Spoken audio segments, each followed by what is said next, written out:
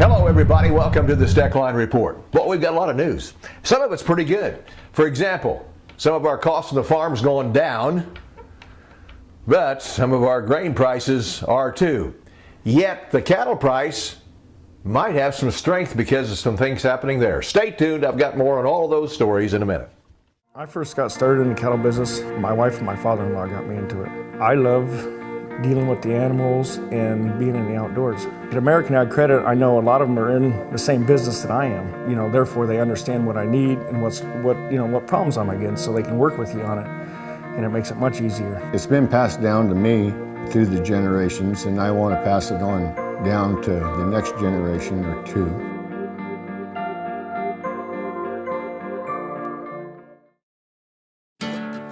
At Case IH, we are committed to being in the field, working with producers.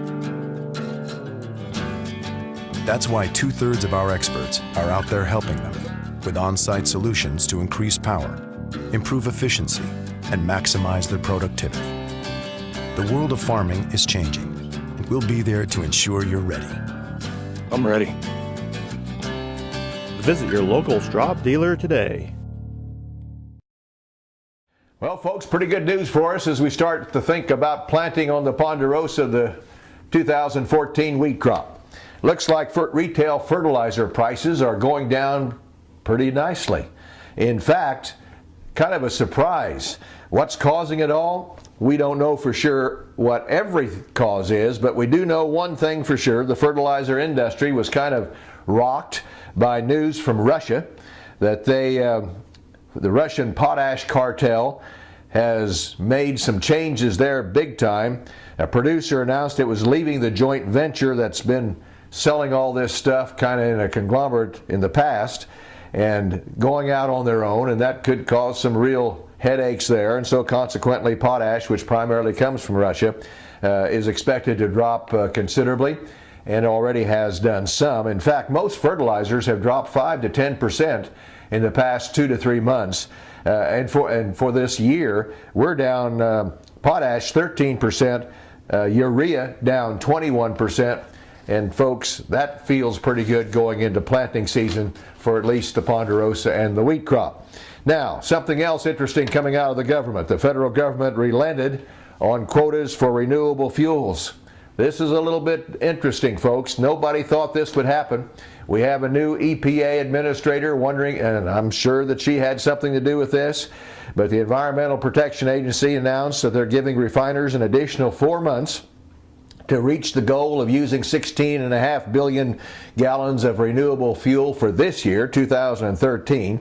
It also pretty much sent out a signal that it'll cut the 18.5 billion gallon mandate for 2014. We don't know what that is yet, but now everybody's expecting that to go down. So look out, folks. Here we go with some situations arising that could really push grain prices down. This is one, for example, that I'll guarantee you won't help them. It'll have to have a negative effect on especially corn prices, which will drag everything else with it. However, we do have some good news on the wheat side, because the Brazilians are short of wheat, and they have really picked up their market buying patterns from the United States. They're importing a whole bunch more this year than last year, and that's helping hold our wheat price higher, but it's not helping much for corn and soybeans. And quite honestly, everybody's talking about a big crop in the Corn Belt area this year. They're saying that it could be a record. And if that's the case, we're looking at $4 corn pretty quickly, folks, and that's kind of scary, I'll guarantee you.